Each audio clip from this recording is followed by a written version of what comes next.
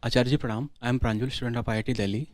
I want to understand the concept of time travel or timelessness. Is it there?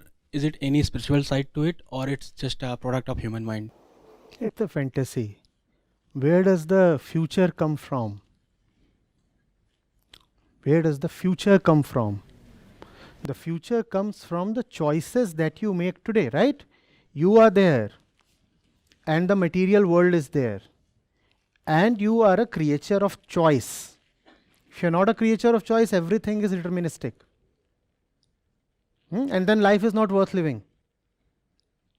There is no freedom. If everything is predetermined, where is the question of freedom then? And freedom is the highest spiritual ideal. So you are a conscious person, and by definition, consciousness is choice, which means there are an infinite number of futures possible. If you say you are traveling into the future, which particular future are you traveling into? Which particular future? So all this time travel is just fantasy, a nice thing to entertain the mind. There is not much more in it. Sir, some related with the gravity. The more the gravity, slower the time would be. And some say when you travel more than the speed of light, the time slow ho jayega. So, is there any sense to it, or it's just for fun? See, slowing down of time is one thing. Negative time is a totally different thing, right? Yes, sir. Huh? Also remember that when you travel at the speed of light, you are not you anymore. So we talk of traveling at the speed of light as if some new technology is just on its way. What's your weight, by the way? Let's say 70 kg. You know how mass behaves with speed, right? What will happen to your mass? You will be an impossible mass as your velocity approaches that of light.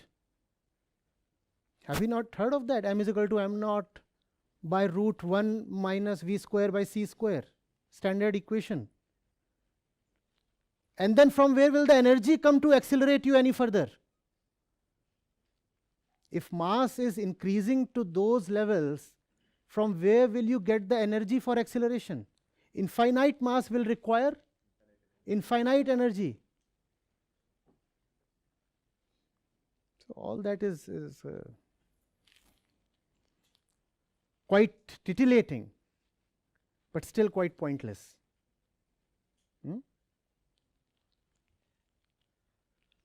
Yes. Sir, sixth sense के बारे में जानना चाहता हूँ. I have often heard from, mostly from women, that they have sixth sense. Is it for real or just?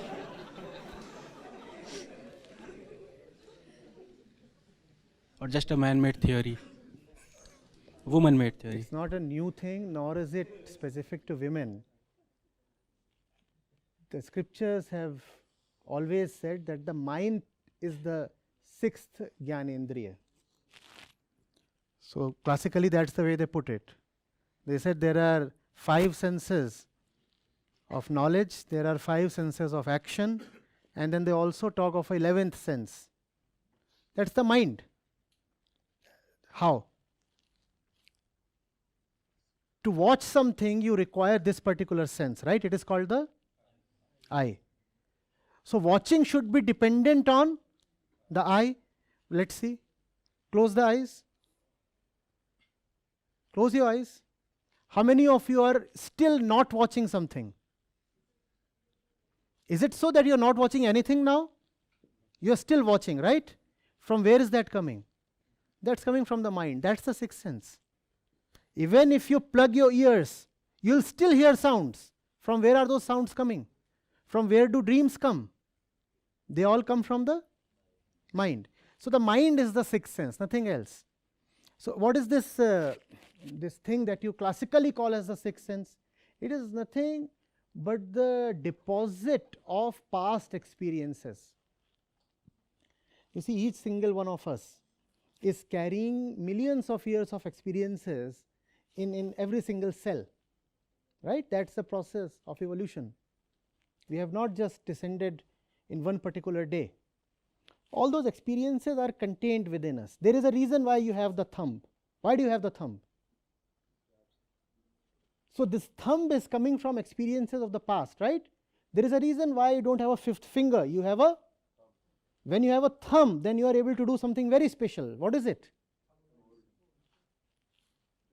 This kind of a posture is not possible with a fifth finger. And the moment you can do this, you can hold something. Are you getting it?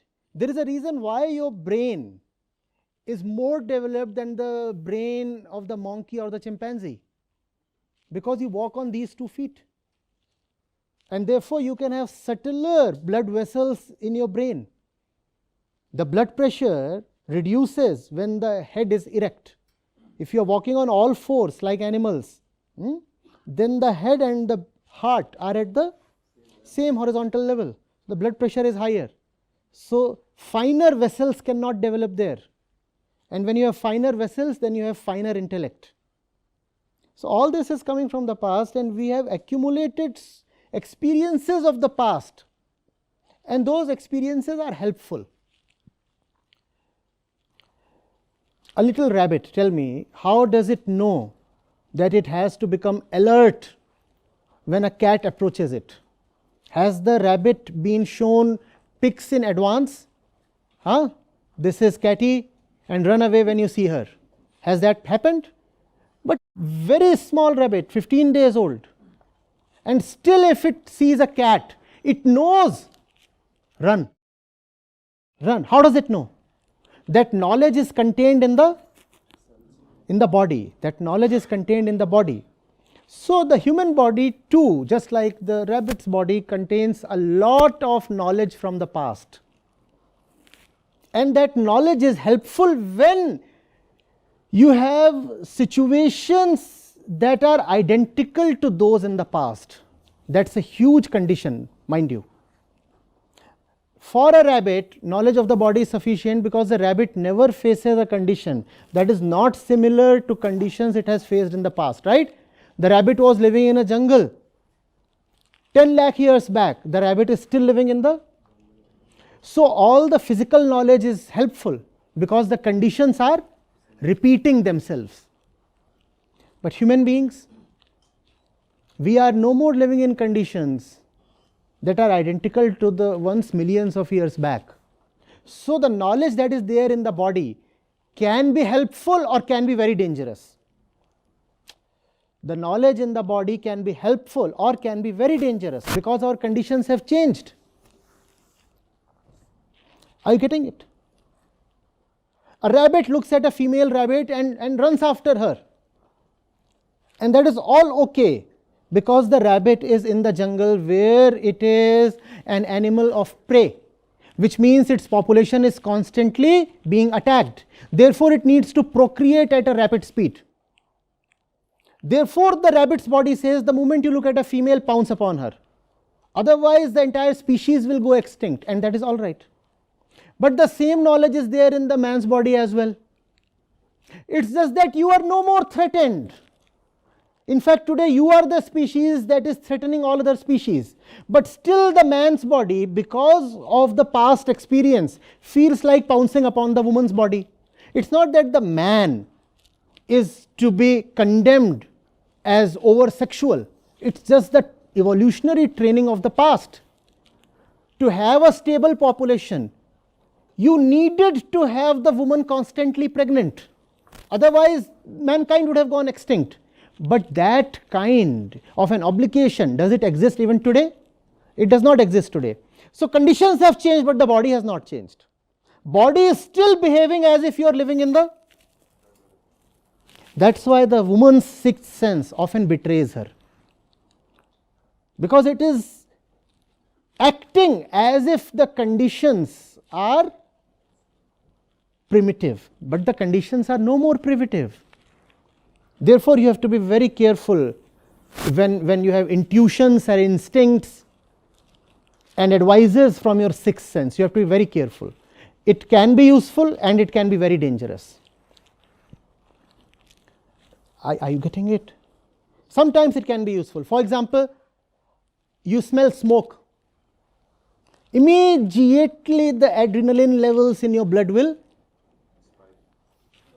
spike. Why has adrenaline risen in your blood? So that you can have more glucose, which is more energy, so that you can, because you used to have forest fires in the past as well. So the body has learned that the moment you smell smoke, you get a rush of energy so that you can run fast. If you don't run fast, you'll be consumed by the fire. So all that is okay when it comes to those physical things. But that is not okay when it comes to all the matters that involve events, incidents of today. Are you getting it? So you should learn to be a witness of your sixth sense, which means you must learn to be a witness of your mind.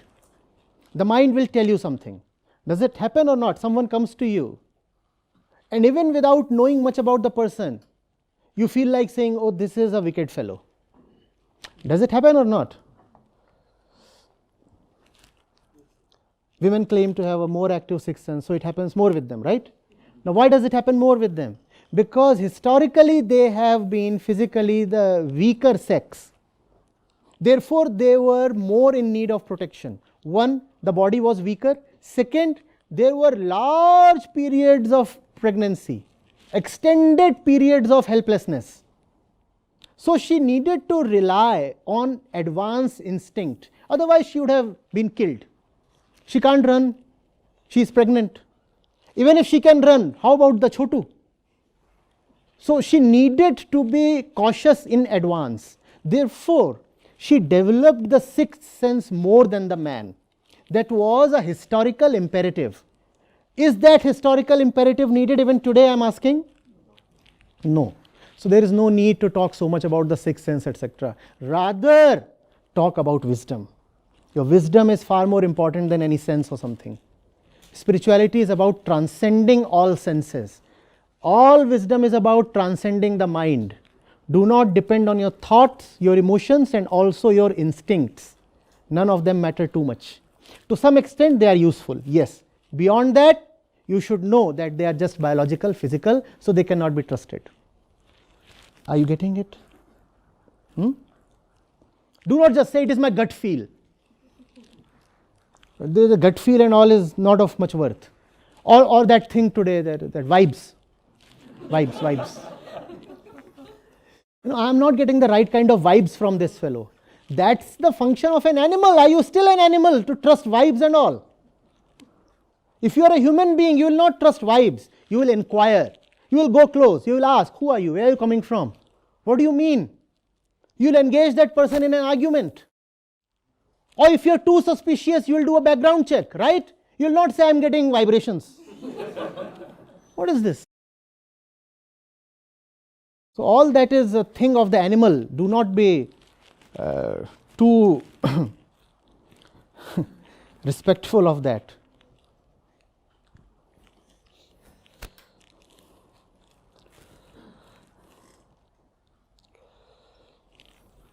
Now you also know what this thing about falling in love is. That too is a biological thing coming from the past.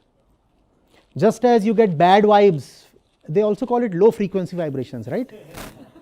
Science is indeed progressing. Low frequency vibrations. Wow. Huh? Frequency matching. Nice. So, not all that.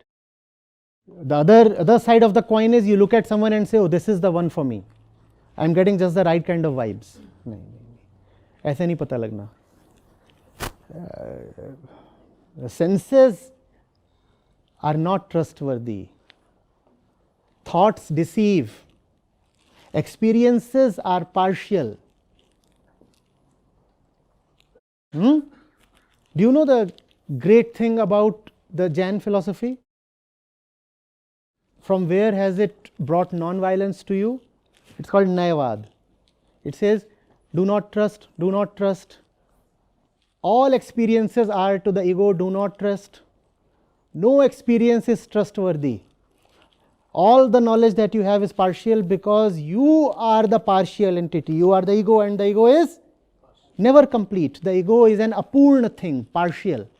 Therefore, never trust your senses, which means do not trust your eyes, do not trust your ears, and never trust your inquire. And that's what gives the Jain path, and consequently the entire Indian thought, a lot of tolerance. Because you say, whatever I am saying is partial, whatsoever he is saying is partial. So how do I attack him? I cannot say what I am saying is the absolute thing, and even that which he is saying can never be the absolute thing. So how can I attack him? How can I attack him? Know that all this is just very partial, because the recipient of all sensory input is the ego. It is the ego to which all the senses deliver their messages, and that's the ego by definition is partial, not absolute. So inquire, know. Be a witness of the mind. In that, the knowers have said that there is completeness.